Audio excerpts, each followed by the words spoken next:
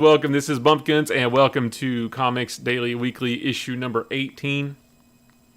Talking about Marvel comics that were released in 1968. If you guys don't know, I run these two accounts right here, underscore Comics Daily on Twitter, at underscore Comics Daily IG on Instagram.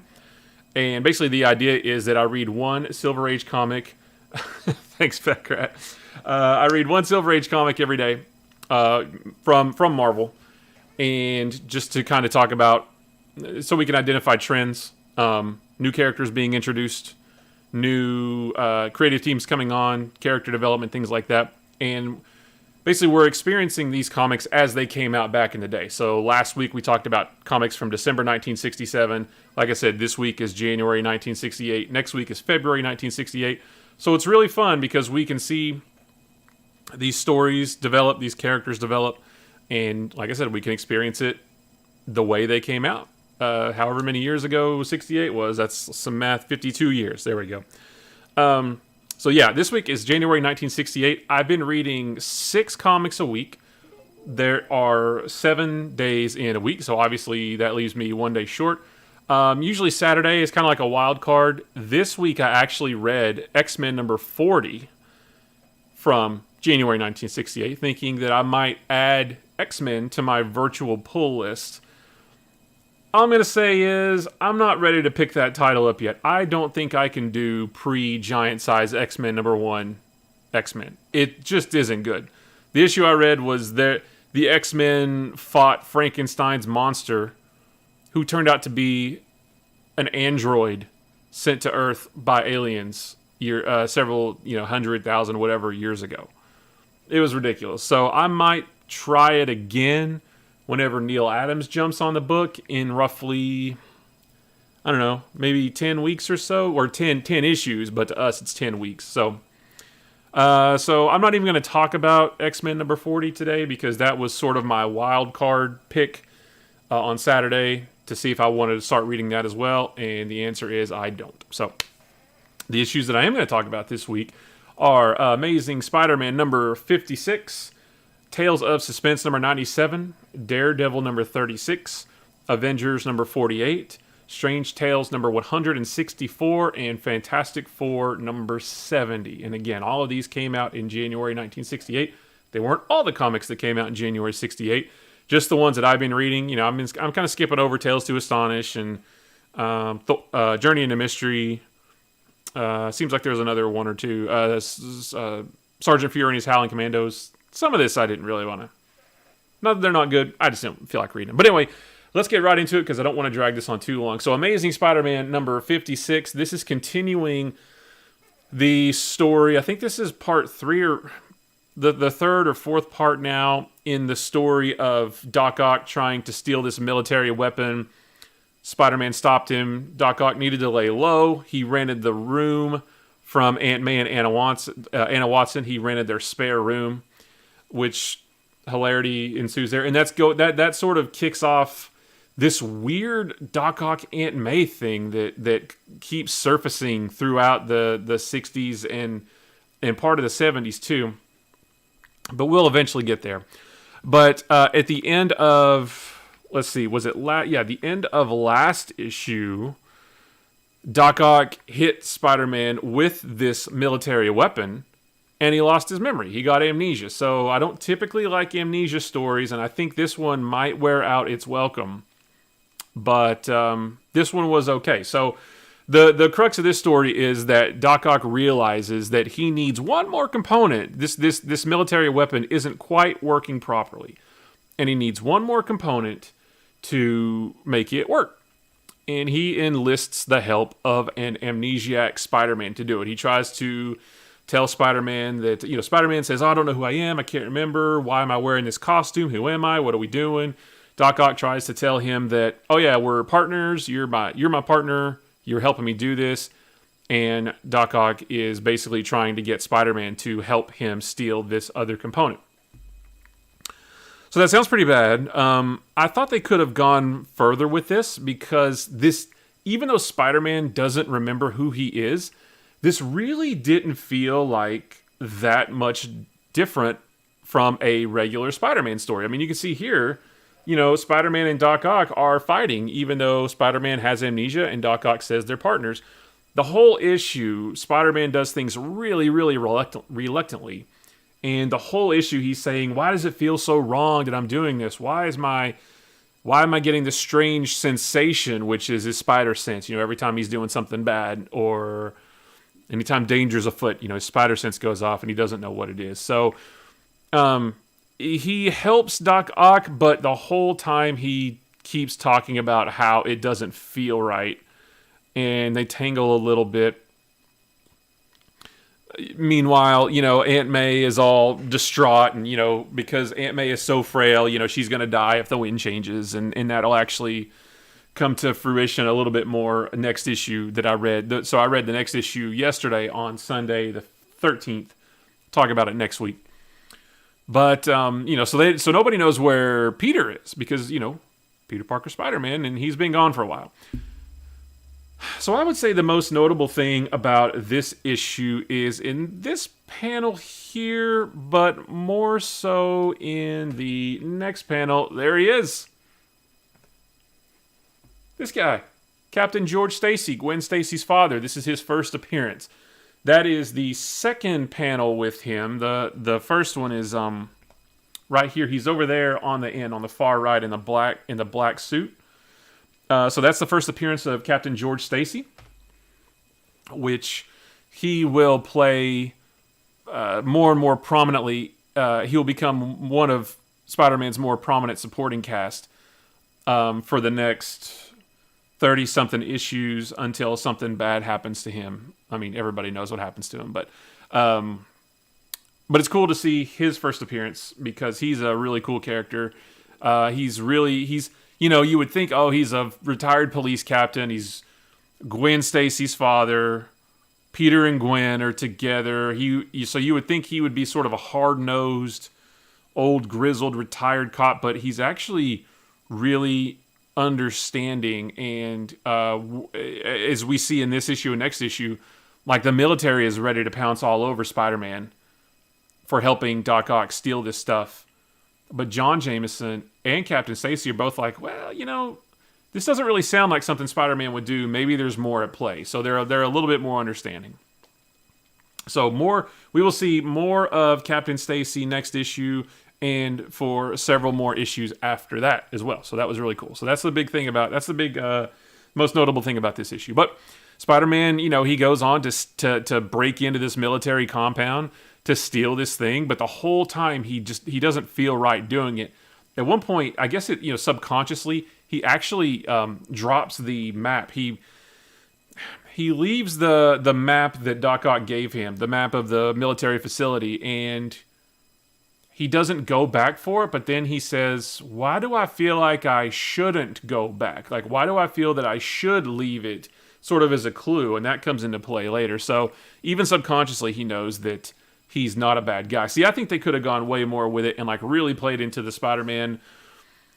Doc Ock says, hey, yeah, you're my partner and we're bad guys going to steal this stuff. And Spidey says, oh, cool. All right, let's go steal this stuff, But Spider-Man isn't really having it too much.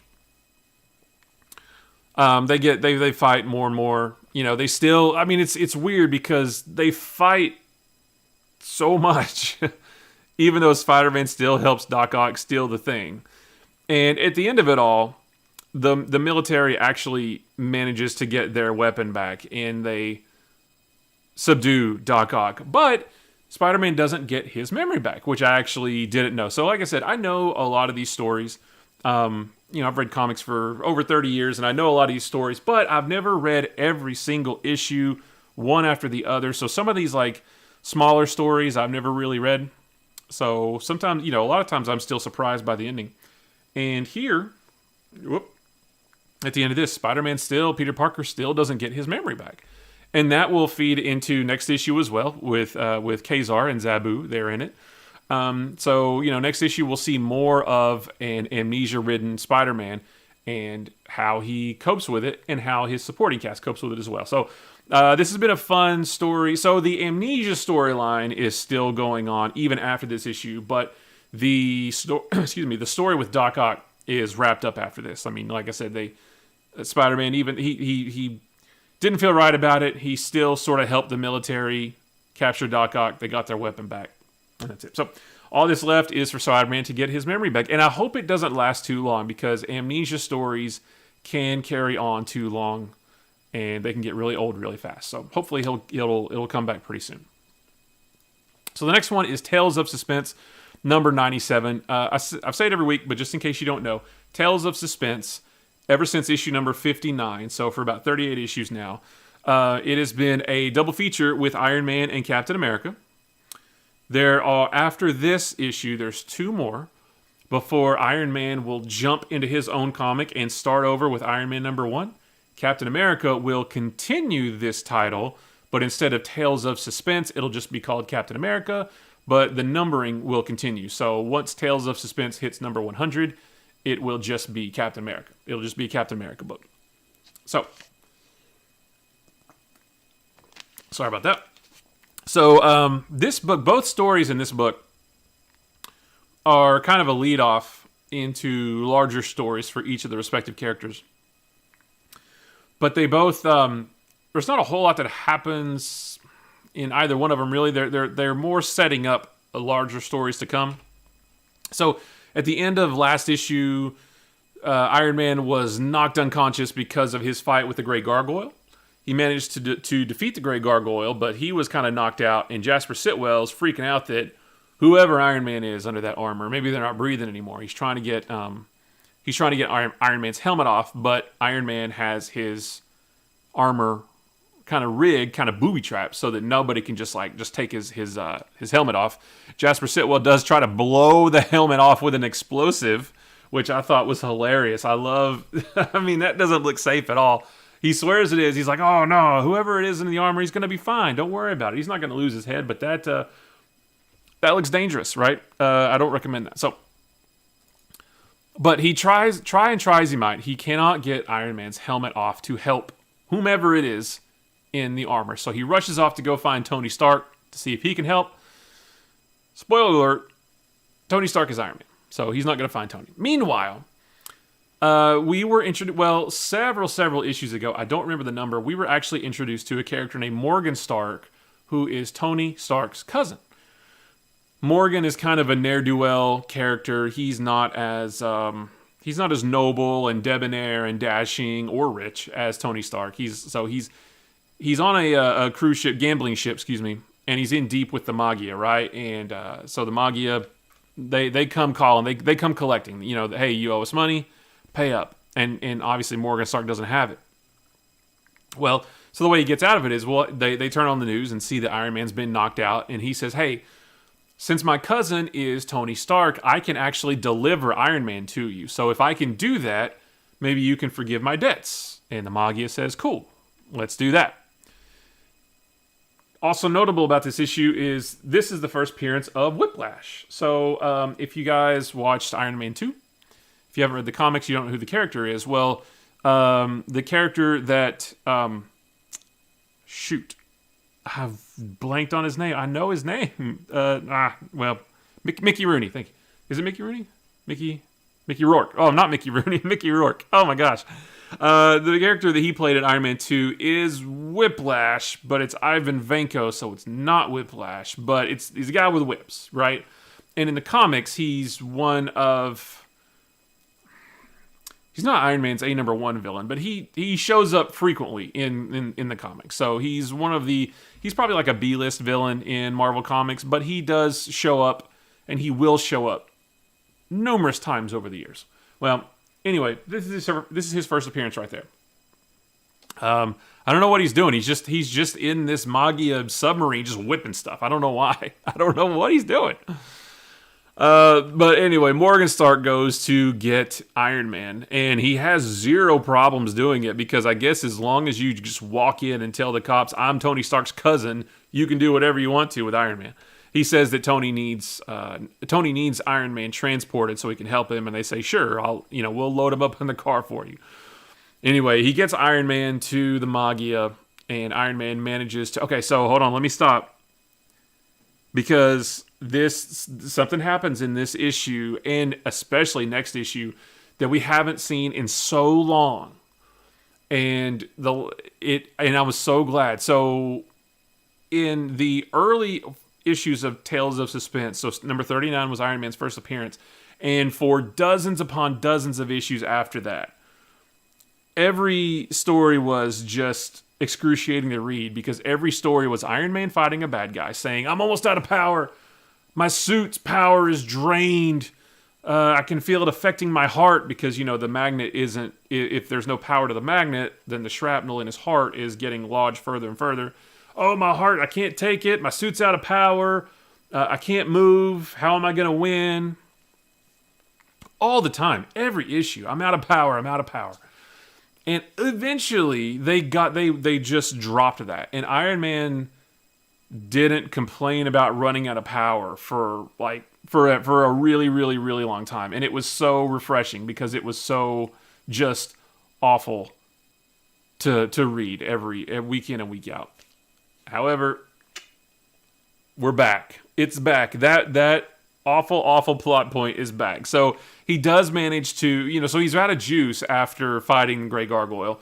He does manage to charge up just enough to put up with these Magia thugs, just these henchmen or whatever.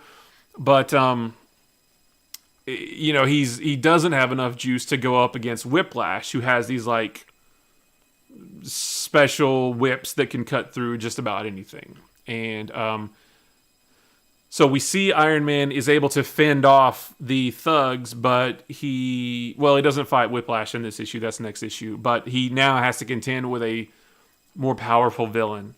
And how is he going to do that when he doesn't have any juice in his suit, right? So, oh man, I was really bummed to see that contrived and tired plot point come back. But so next issue is the confrontation between Iron Man and Whiplash. And this issue is just how he gets there. So kind of like I said, just sort of a setup for a bigger story.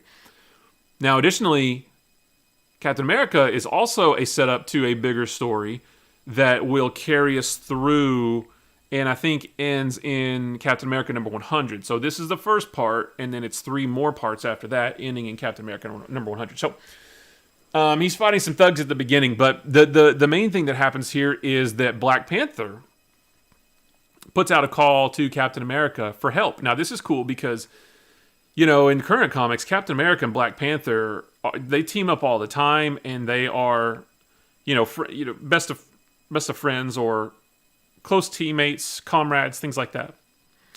Well, this issue is, it's next issue, the one that I read today on the 14th, where they first meet. But this is sort of their first interaction, because they've never met before now. So Black Panther actually puts out a call to Captain America for help, and they do talk, but it's for the first time. So I did find this story a little bit weird, because there's something going on in Wakanda, but we don't know what it is. And Black Panther calls for Captain America's help specifically Captain America, not Fantastic Four or Avengers or anything. He specifically calls for Captain America, but we don't know why. Now, we do find out why in the next issue, in number 97. Is this number 96? Yeah, number 97. But it was weird reading this, that Black Panther should have just given him all the information over the call, right? And he didn't. We do get a little bit of Agent 13 as well, so there's been some drama with her and Cap. Cap quit for a little while because he wanted a life with her, and she said no because she still has duty to S.H.I.E.L.D. Cap still has duty or Steve Rogers still has duty to Captain America. So we see her, she has subdued this evil agent, Miss Krull, and she's basically taking her place, and we will see more of this next issue, and more after that. So, it's just a little bit here, a little bit of a setup. But, Black Panther here calls out for aid to Captain America, and Cap says, "Well, I've heard about you from the Fantastic Four. I know about you. You seem trustworthy. Absolutely, I'll come help." And Black Panther sends a jet for him, and he jets off to Wakanda. So again, it was a little bit weird. I don't know why Black Panther wouldn't say, "Hey, I need your help because this specific bad guy is doing this specific thing," but instead he just says, Cap says, why this call? Why are you calling me, basically? And Black Panther says, because in some strange way, this danger is connected with you. There is no more time to explain. You must come at once. So it's just one of those silly things where, I'll tell you everything later. Well, just tell me now. But anyway, it's really cool. So next issue, we get Captain America and Black Panther teaming up for the first time. And they will have many more adventures together. So that's really cool to see. And we'll get to that next week. So moving on to Daredevil number 36. Man, Daredevil. I said it last week, and I'll say it again. And I'll pause. It's so funny how in the 60s, they really tried to make the Trapster a legit villain. All he has is a gun, or maybe two guns, that squirt glue, paste. That's why they call him Paste Pot Pete sometimes. That's all he does. He just squirts people with sticky stuff. That's it. So at the end of, last issue is Trapster came to Nelson and Murdoch to say, hey, if I try to murder someone but they can't find the body, will I get away with it? Which is weird. So his whole plan was he was going to try to murder Daredevil so that he could then take over the identity of Daredevil, the disguise of Daredevil, so he could then get in the Baxter Building and take out the Fantastic Four. Well, he didn't kill Daredevil, but he was able to disguise himself as Daredevil, get into the Baxter Building, and squirt Sue Richards with his sticky stuff. That sounds awful. And he planted a bomb so that when somebody gets within proximity of the bomb, it'll explode. And the cliffhanger of last issue was Daredevil was at the window of the Baxter Building. He was about to come in to help Sue, but, as soon as he does, the bomb's going to go off. Well, he's got hypersenses. He can hear and he can sense. He's got his radar sense and all that. So he was aware of the bomb and he got rid of it pretty easily, right? The Fantastic Four show back up and he told them about what the Trapster was going to do, but he said, I'll handle it. Typical superhero. No, I'll do it. This is my responsibility. I'll do it. So the whole issue is basically just Daredevil fighting the Trapster. And it's really, Daredevil should be able to take this guy out in like 2 seconds. There's one other little subplot where a woman named Debbie Harris, who has a past with Foggy Nelson, lots and lots of issues ago, I don't remember which one, she actually came back into his life, sort of cozied up to him, but only to set him up for blackmail, I think it was. And Daredevil helped sort of out her plan, and Foggy kicked her to the curb, right? Well, she's back. She calls up Foggy, but we don't know why. So this is all, these last couple pages we saw, this is a little bit of a flashback here of what happened in those earlier issues. So we don't really know why she called Foggy or what she wants, but something's going to happen with this eventually. But nothing happens here. The rest of this is just Daredevil fighting the Trapster, and at one point, and the Trapster even runs out of his sticky stuff in his guns at some point, right around here. So, like, Daredevil should be able to just take him out, like, super quick, right? Because without his paste guns, Trapster is just a guy, right? But Trapster is able to sort of get the upper hand on Daredevil somehow. I don't know how. So the whole issue was really silly until... Oh, wait, it didn't zoom in properly. Until Dr. Doom shows up at the end. What? That came out of complete left field, right? So that's exciting, though, because the last time Daredevil and Dr. Doom sort of mixed it up together was over in the pages of Fantastic Four. I think it was 49 or 47. I think it was right before Galactus first appeared. I don't quite remember. But it was like a two-part thing where Daredevil teamed up with the Fantastic Four to fight Dr. Doom, and it was awesome. Plus, I love it when heroes fight villains who don't normally mix it up with each other. So that makes me wonder why I've never read the Acts of Vengeance crossover from the 80s, because that's what that's all about. Heroes fighting villains that they don't normally fight. So Doctor Doom shows up at the end of the issue. Now, I know what happened. I'm going to tweet about it. I'm going to post about it tomorrow on Tuesday the 15th, but I went ahead and read it today. It's pretty good. So next issue was all about Daredevil and Doctor Doom, which is awesome. Two characters that normally don't ever fight. And also, I love stories where heroes fight villains who technically should be more physically powerful than they are, and the heroes sort of have to figure out how to beat them. They have to figure out how to be more strategic, how to get around all that. So it's really cool. So I was really surprised to see this at the end, even though the whole rest of the issue was really lame because the Trapster's lame. Doctor Doom showed up, and that's cool. So we'll get more of that next issue, Daredevil and Doctor Doom. I love that they tangled once before, and they're about to do it again. So that's really cool. So we're going to move on to Avengers number 48.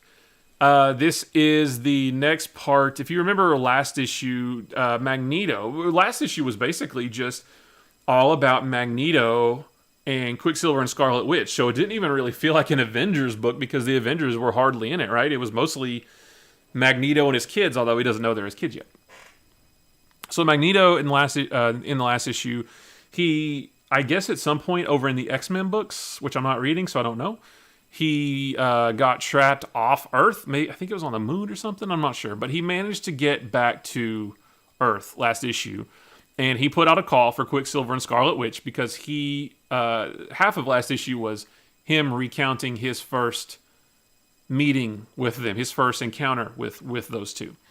So he put out a call for them to get them to join his cause. And they said no, and they fought and all that stuff. Well, he captured him at the end of last issue, sorry guys. So he captured him at the end of last issue, and we start off here. The castle that he's in is actually, I think it's owned by the original Black Knight, the bad guy that the Avengers have fought before. Oh, and there's this whole stupid subplot too about Wasp and Ant-Man being at the casino, and there's a guy cheating at gambling, or cheating at roulette. And so this lasts for several pages. I'm like, why is this important at all? It's like they couldn't stretch a story out. I guess Stan couldn't stretch a story out for 20 pages, so he had to put in these little subplots as well. This whole sequence means nothing. But they mess up the guy who's cheating at gambling.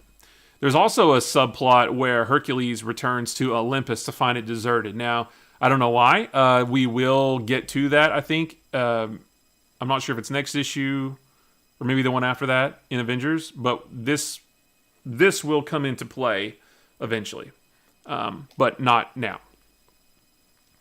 So the rest of this issue is about the Black Knight's nephew.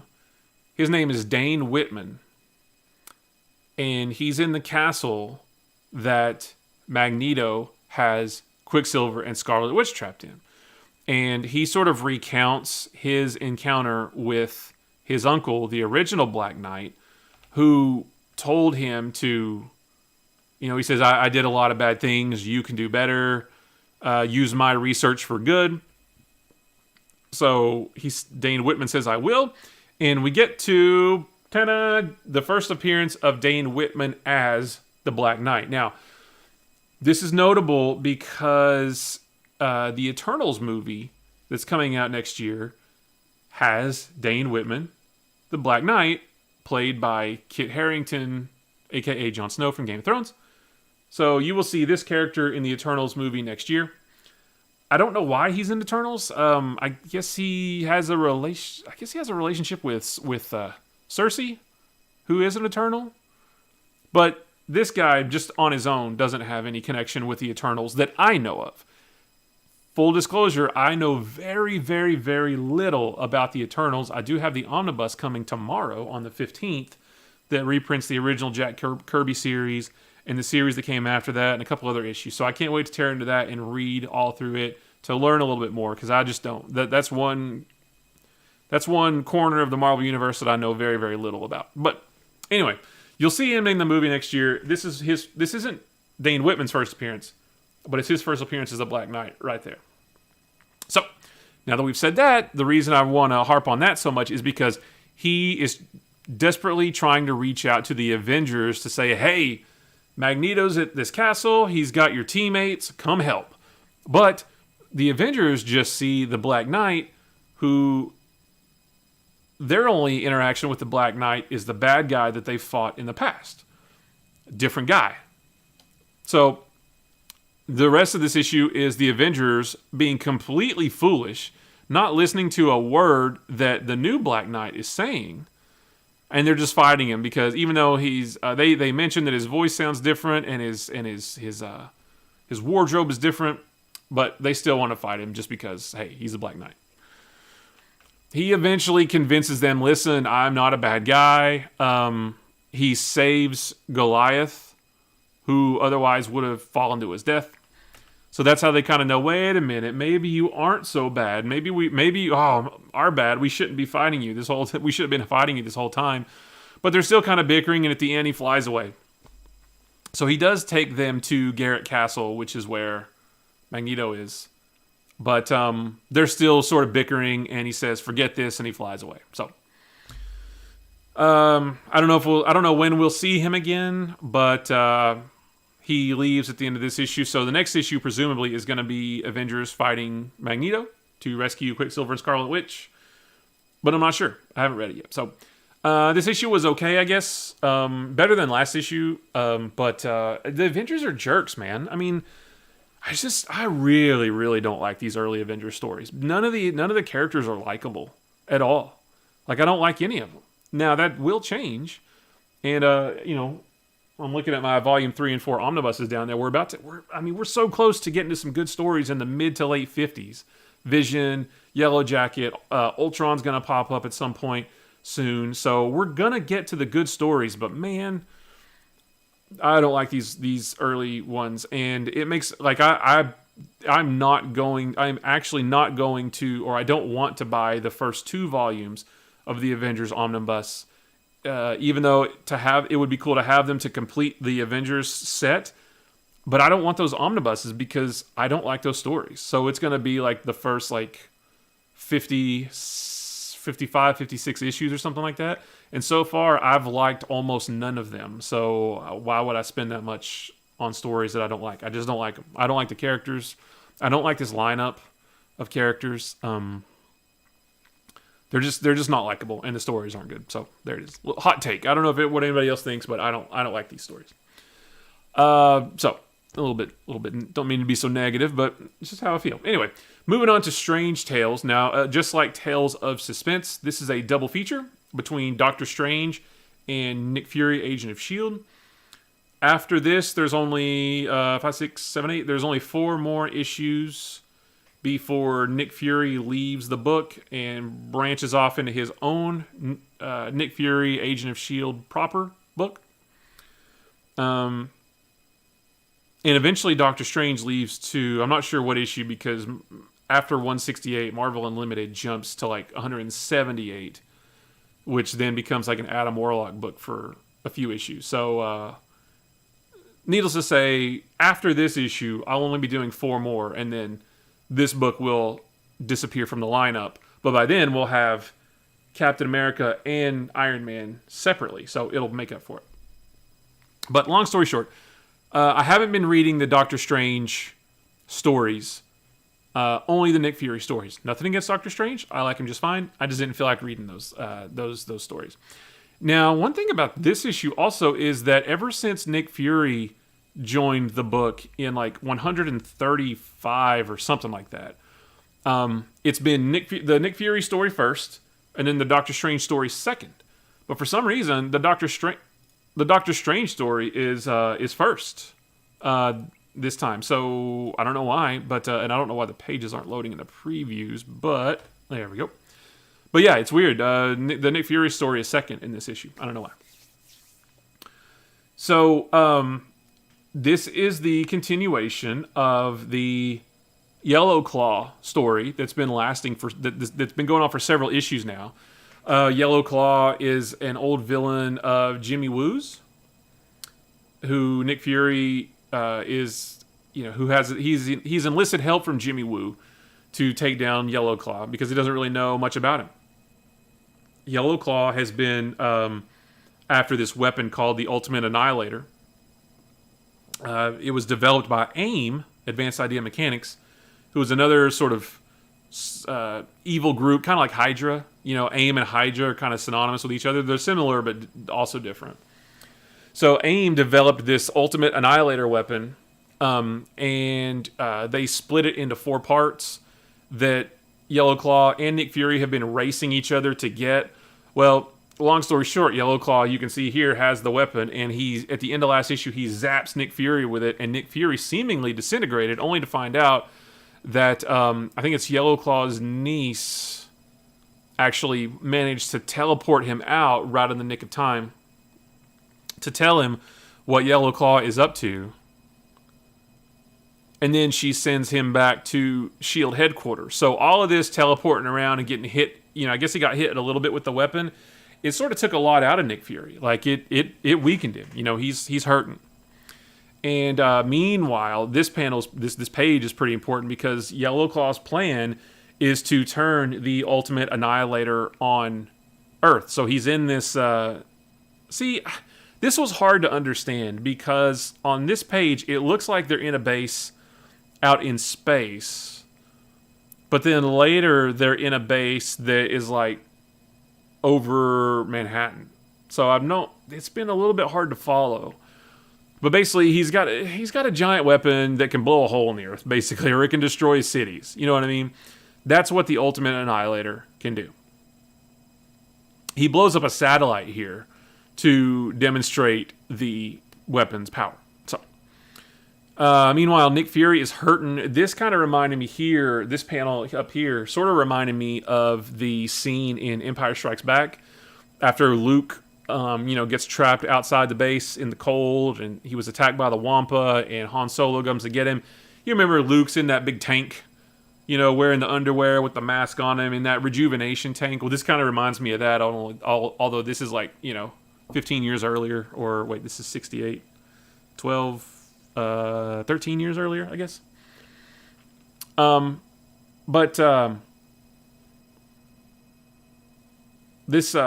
I lost my train of thought for a second. So he's rejuvenated. He gets out of the tank, but the medical staff says you need prolonged rest and continued treatment. It's sure death to continue as director of S.H.I.E.L.D. in your present condition. And Nick Fury says, okay, sure, whatever. I'll totally stay rested. He totally doesn't, right? We do get a cool James Bond moment. He's putting on this invisible suit and takes the invisible car.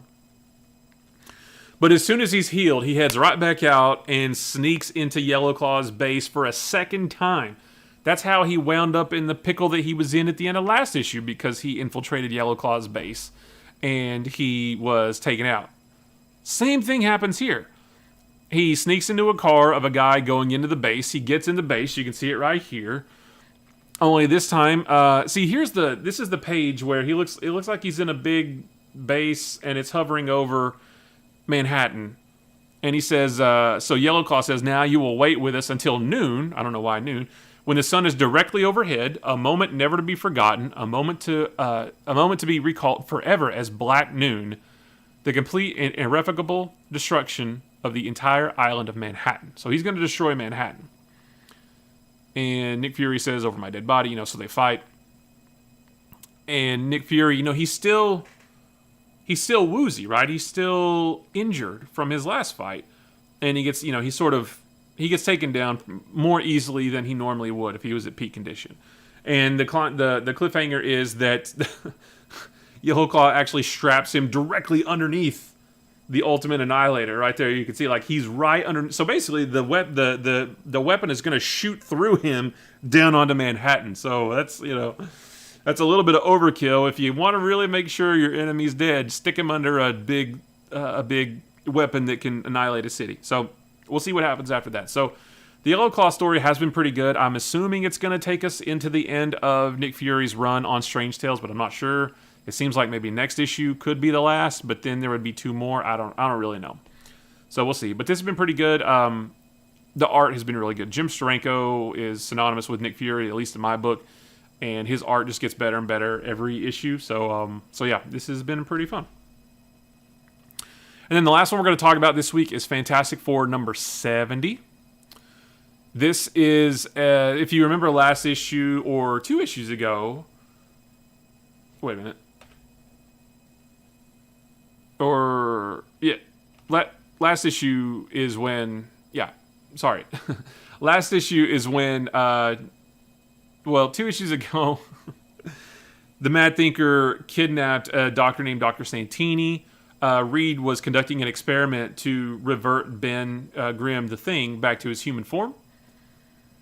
The Thinker, in the guise of Dr. Santini, actually sabotaged that experiment, and instead of reverting Ben Grimm back to his human form, it actually messed with his mind and made him not really turn evil, but like turn bad, like sort of like a bad guy.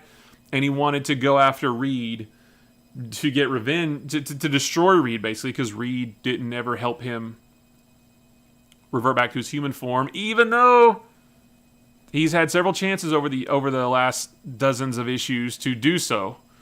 I actually even saw one, I think Diablo, in one issue, gave him the opportunity to do that, and he didn't. But so anyway, all last issue was about a sort of kind of brainwashed Ben Grimm attacking Reed, like all over the city. Reed gets away, but Ben is not. At the end of last issue, Ben is still mean Ben, and he's still very, very upset with Reed. So, but Reed does put 2 and 2 together last issue and realizes that it is the Mad Thinker that was the one who's responsible for this. So the crux of this story is that Reed and Johnny, along with the police, go after the Mad Thinker. I don't know how they know where he is. Maybe that was last issue and I don't remember. Or I think maybe they explained it here. I'm not too sure.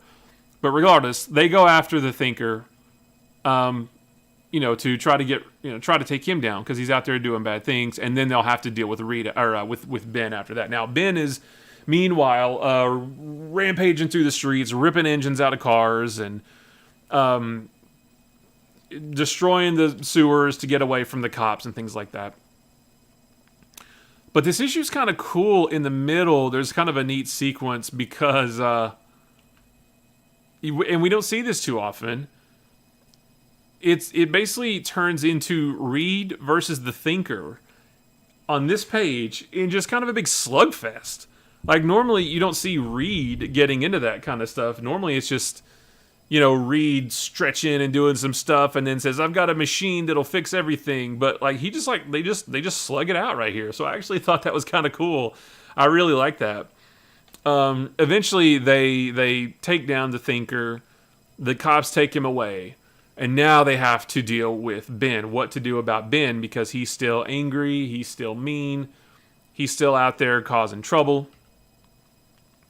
So Ben actually finds them. They manage to lure him back to the Baxter building. And it's a little bit predictable, it's a little bit silly, but Reed is able to fix Ben with a machine.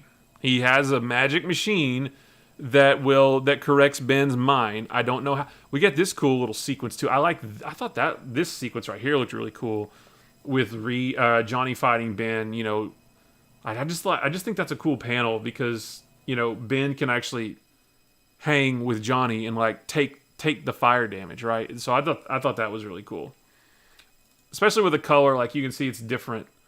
Like the color is all different. Plus with the Kirby dots, the Kirby crackle. I thought that was kind of neat. So,